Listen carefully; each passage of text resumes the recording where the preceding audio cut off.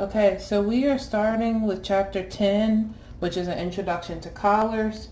There is a graphic on page 179 if you're using this version of the book, which talks about different shapes of the collar and the parts of the collar depending on which type of collar there is. So the collar edge, which is what you would see furthest away from the neck. The roll line is actually where it folds around the neck, so where the collar folds over. And then the stand, if you have a collar with a stand, we'll be doing a basic collar, but not the stand that's included. Your basic men's button-up shirt would have a stand on it, so a separate piece, and this would be that section here. So this is your introduction to the collar.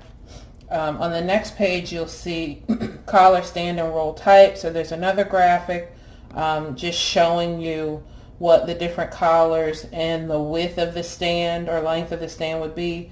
Collar classification, so there are two types, convertible and non-convertible.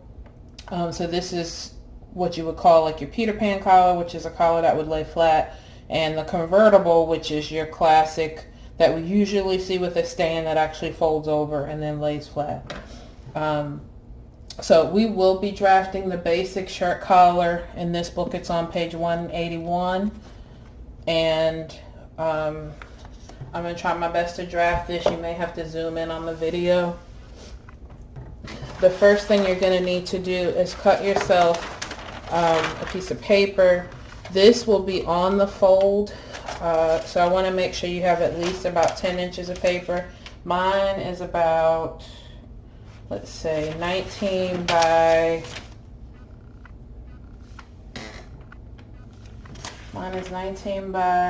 14, and this is plenty.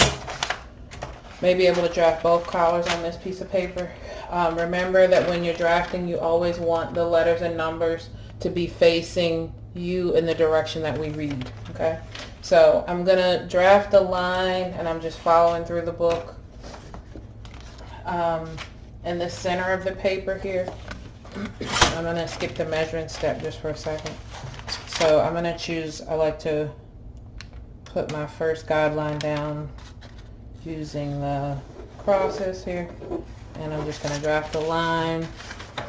Use the scissors as a weight.